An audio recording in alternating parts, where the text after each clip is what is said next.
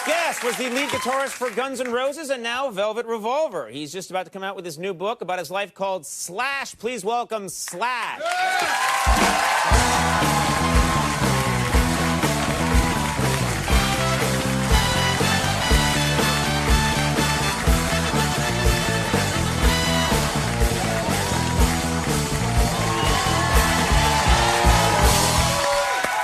For being here. Thanks for having me. You know, first of all, you sat in with our guys once a bunch of years ago. It was one of the coolest nights, we've ever had here. So thank you so much for coming back. Just to do that. Yeah, anytime. Jimmy's awesome. Yeah, well, he's a good man, but it's always nice to have you sit in. And first of all, so much to talk about.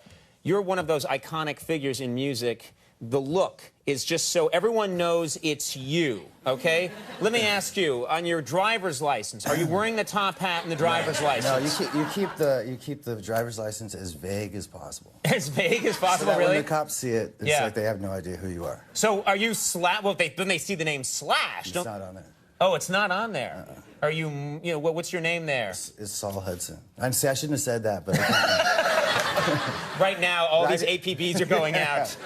It's worked for me in the past. That's why you never see me in the tabloids getting arrested. So if you want to go somewhere, the hat comes off. You put on like a propeller beanie. You say baseball cap backwards and and suddenly you're a different person altogether. Not quite, but it helps. What about last night's Halloween? Do you ever walk around as yourself and pretend to be a guy pretending to be Slash? That was exactly it last night. You did that last night? Yeah, that's what I did last night. What was that like? It's fun. It takes the pressure off, I suppose. You know? I mean, you know. People are like, great Slash. I don't like to draw attention to myself, but I think I just look a little bit different, and people have gotten used to that. You know? And so last night it was sort of, because I've been here a few days, and you know, on Halloween it's the one night you can get away and go, hey, I'm just a guy looking like Slash. I'm not him. Right. And there's a bunch of other people that seem to be doing it as well. You see other Slashes sometimes, and they're like, yours is pretty good, but not great. It's a Halloween novelty, you know.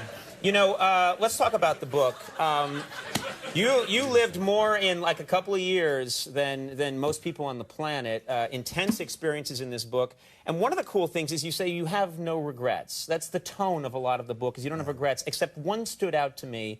You wrote a line in the song Paradise City, which you say you now regret. Want to tell us what that was? Well, when we wrote the song Paradise City, we got to the chorus part and wrote the chorus, and the line goes, take me down to Paradise City where the grass is green and the girls are pretty. And I was like, take me down to the Paradise City where the girls are fat and they got big titties.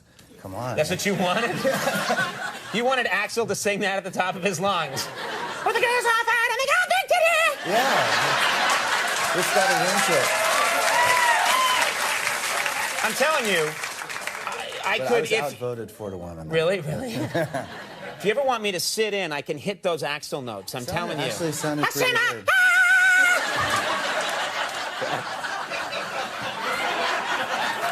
She got style, but it seems to me. You didn't. The mother of a child with a melody. Down and down. You've been practicing that, huh? I had an operation to be able to do that. Yeah. Well, I brought him up. You and Axl don't speak, do you? We just haven't spoke. You know, it's not really that big a deal. When I left the band, that sort of long relationship that we had was sort of bruised, I'd say. Right. And so we just haven't really, you know, I haven't even run into him, which is sort of odd. You've tried to contact him, is that right? I have. I sent him some Christmas cards over the years. I would love to see your Christmas card. Well, Happy holidays from Slash. Yeah, right. But you know. And you tried to go see a Guns N' Roses, the new incarnation of Guns N' Roses. You tried to see that show a few years ago, and what happened? I went down to the Joint in Las Vegas. I knew that Guns was playing. I thought this will be interesting, you know, New Year's Eve. And me and the missus went down there, and management had made it so that nobody would let me in. Word got around that I was coming, and so That's just so weird that you can't go see a Guns. I mean, I feel weird even calling it Guns N' Roses because I think to a lot of us it's not Guns N' Roses. But I got there and I got in my hotel room and we were about to walk out the door and there's a knock on the door and security going, "We can't let you in." I was like, "Come on, it's no big deal. What am I going to do? You know, like what's the big problem?" And they said, no, we've got strict orders not to let you back. But it wasn't an Axl thing. I always stress that. It was management who thought, management thought doing that it. it would probably be bad for the show if I sort of showed up. It might distract Axl from what he was doing or whatever. Right. I'm not really sure. I want to, yeah, one face in a sea of thousands. I thought I saw a top hat! I think the rumor... I'm not gonna go out there, see?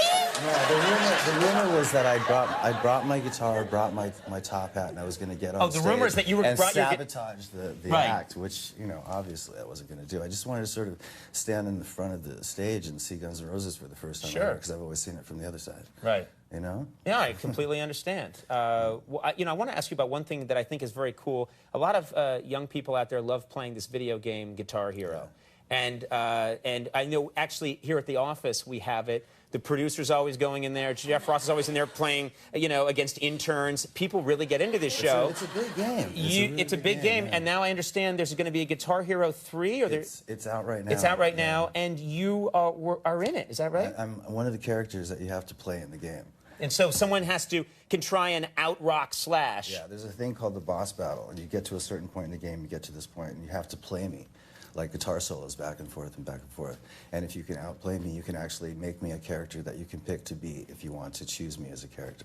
Well, my question is, it stands to reason, it seems logical to me that you would be the most amazing Guitar Hero player playing against the Slash character. Is that true? I suck. What do you mean you suck? You're Slash. You're an amazing guitarist. I'm not very good at Guitar Hero, though. There's a difference between playing guitar. You know, I appreciate the compliment, but I think you'd be great at a video game. Right? There's a difference between playing the guitar and playing Guitar Hero. It's two different animals, and I think as a guitar player, it's harder to play Guitar Hero than it is if you don't play guitar and you play it. Really? Because you're... That's my theory. Right. Other than that, I'm just stupid.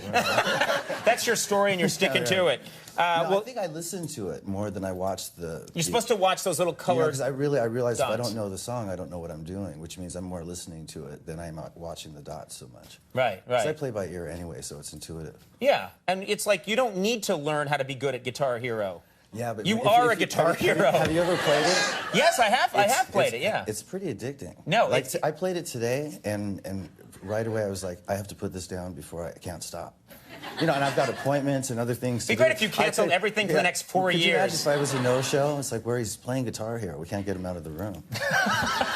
We'd bring a camera crew and find you. Right. You'd be in there, leave me alone. I'm trying to beat Barracuda. I think that was the song I was playing. Well, you'll get it. You'll nail it. Just give it time. Be patient. You can't rush these things. No, listen, in my own defense, I did beat Guitar Hero too, but I just haven't played in so long that I need to practice. You really can't let this go. Listen. Well, you know, I represent the game. Yes, you know? I gotta I think it's a great honor. Yeah, I thought so too. It was very, very flattering. I call you up and go, hey, would you be the next rock legend? I wrote a book. All right. He just wants to talk about Guitar Hero.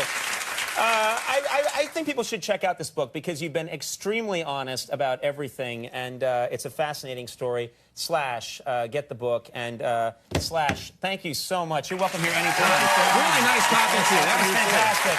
We'll take a break, folks. We'll be right back. Stick around. That's our show. I want to thank all my guests. Stay tuned for Last Call with Carson Dale. We'll see you tomorrow. Bye, bye, bye.